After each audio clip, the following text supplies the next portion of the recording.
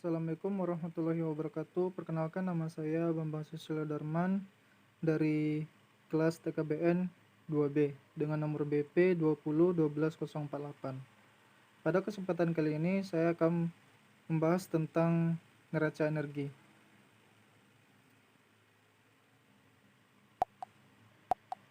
Neraca energi adalah cabang keilmuan yang mempelajari kesetimbangan energi dalam sebuah sistem.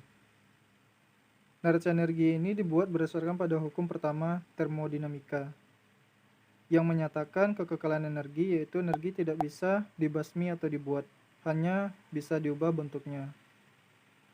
Namun demikian, terdapat beberapa hal yang perlu diamati, yaitu suatu sistem bisa berupa sistem tertutup namun tidak terisolasi, atau tidak bisa terjadi perpindahan massa namun bisa terjadi perpindahan panas, dan hanya terdapat satu neraca energi kepada suatu sistem, tidak seperti neraca massa yang memungkinkan keadaan beberapa neraca komponen. Tidak seperti neraca massa yang dimiliki variabel produksi. Neraca energi ini tidak memiliki variabel produksi. Hal ini disebabkan energi tidak bisa dihasilkan, hanya bisa diubah bentuknya.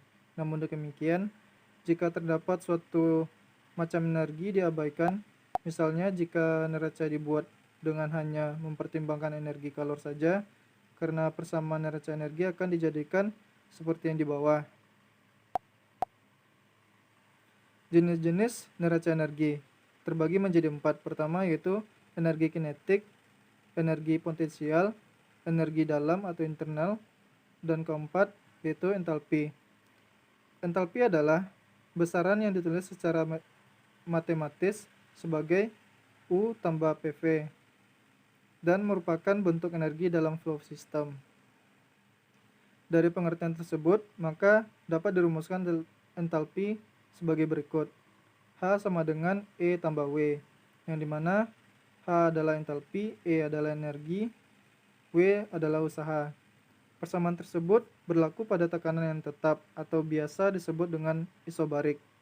Pada proses isobarik, perubahan suhu akan menyebabkan perubahan volume sebagai berikut, yaitu PV kali PV per T sama dengan konstan, dengan V1 per T1 sama dengan V2 per T2, yang dimana P adalah tekanan, V adalah volume, T adalah suhu. Termokimia. Termokimia adalah ilmu tentang perubahan kalor atau panas suatu zat yang melibatkan proses kimia dan fisika. Termokimia yang merupakan bagian dari termodinamika membahas tentang perubahan energi yang menyertai suatu reaksi kimia yang dimanifestasikan sebagai kalor reaksi. Dalam termodinamika ada dua hal yang perlu diperhatikan yang menyangkut perpindahan energi, yaitu sistem dan lingkungan.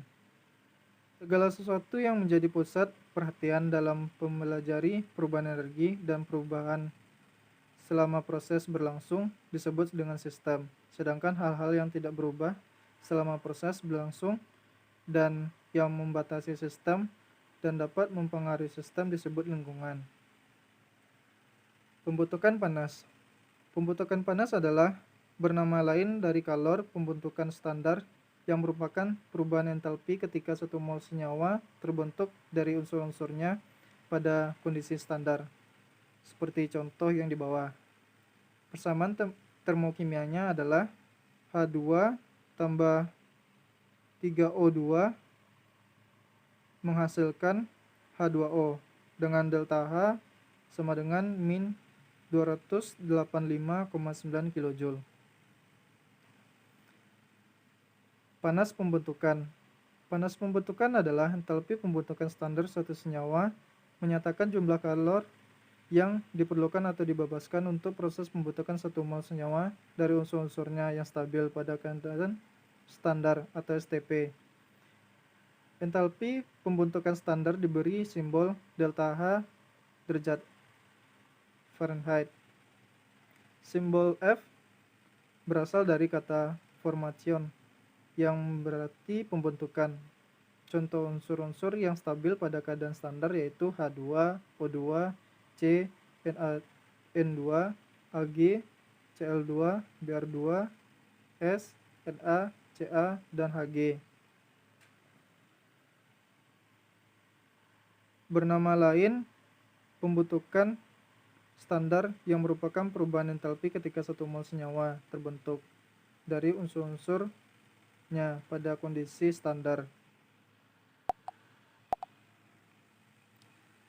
Lalu rumus dari panas pembentukan adalah delta H Fahrenheit sama dengan sigma delta H Fahrenheit dalam produk dikurang sigma delta H Fahrenheit dalam reaktan. Data yang diperlukan dalam panas pembentukan adalah mol, tekanan, kalor yang dilepaskan. Panas reaksi. Panas reaksi adalah perubahan energi timbul dari kerja mekanik langsung terhadap sistem atau dari terjadinya kontak antara kalor dua sistem pada suhu yang berbeda. Dalam ilmu kimia, sumber perubahan energi yang penting berasal dari kalor yang diberikan atau diperoleh dari suatu reaksi kimia pada tekanan tetap.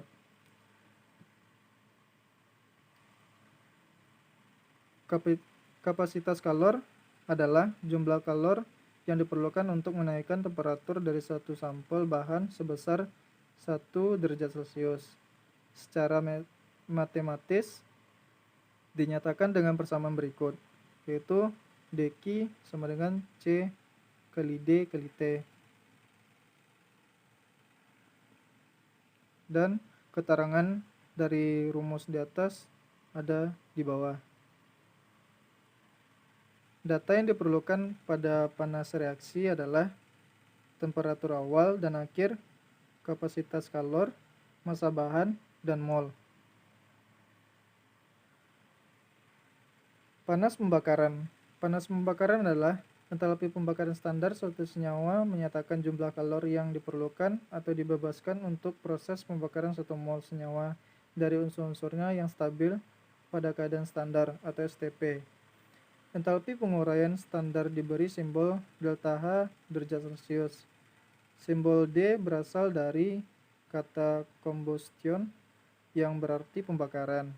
Pembakaran selalu membebaskan kalor sehingga nilai entalpi pembakaran selalu negatif atau exotherm. Rumus dari panas pembakaran sebagai berikut, dan data yang diperlukan untuk panas pembakaran adalah nilai Q, mol, dan delta HF. Keadaan standar. Keadaan standar adalah pada suhu 25 derajat Celcius dan tekanan 1 atm. Adapun jenis-jenis perubahan entalpi standar adalah sebagai berikut. Perubahan entalpi yang diserap atau dibebaskan untuk pembentukan satu mol senyawa dari unsur-unsurnya pada keadaan standar. Perubahan entalpi yang berada pada kondisi standar yaitu pada tekanan 1 bar atau yang setara dengan 1 atm dan juga suhu 25 derajat Celcius. Termofisika. Definisi panas sensibel. Definisi panas sensibel adalah merupakan panas yang menyebabkan terjadinya kenaikan atau penurunan temperatur, tetapi fase atau wujud tidak berubah. Rumus dari panas sensibel adalah Q sama dengan M kali C buka kurung T2 dikurang T1 atau delta T, di mana M adalah massa benda, C adalah panas jenis, T2 kurang T1 adalah perbedaan suhu. Definisi dari panas laten. Panas laten adalah kalor yang dibutuhkan untuk mengubah wujud zat dari es menjadi air dan air menjadi uap dan sebagainya. Bila air sudah mencapai titik didihnya lalu dipanaskan terus, suhu air tidak akan naik melainkan wujudnya akan berubah. Kalor laten ditunjukkan oleh garis mendatar pada grafik di atas. Kalor laten bisa dicari dengan menggunakan rumus berikut, yaitu Q sama dengan M kali L, di mana M adalah massa benda, L adalah kalor lebur benda. Macam-macam panas laten. Panas laten terbagi menjadi dua, yaitu panas laten fusion dan panas laten penguapan. Panas laten fusi adalah panas yang diserap atau dilepaskan pada saat materi meleleh mengubah fase dari bentuk padat menjadi cair pada suhu konstan.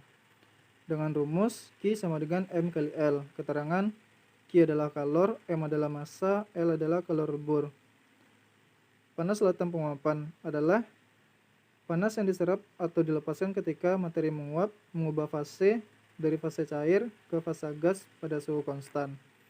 Dengan rumus, kalau yang kalor uap cair ke gas atau menguap sama dengan Q sama dengan M kali U. Kalau kalor lebur yaitu mencair atau padat ke cair, dengan rumus Q sama dengan M kali L. Keterangan Q adalah kalor, M adalah massa, U adalah kalor uap, L adalah kalor lebur. Contoh panas laten. Pertama yaitu air mendidih di atas kompor ketika energi panas dari elemen pemanas dipindahkan ke panci dan selanjutnya ke air. Kedua yaitu panas laten menyebabkan badai meningkat. Yang ketiga yaitu perubahan air menjadi batu es atau balok es. Sekian dari hasil presentasi saya. Jika banyak salah dan perkataan, mohon dimaafkan. Wassalamualaikum warahmatullahi wabarakatuh.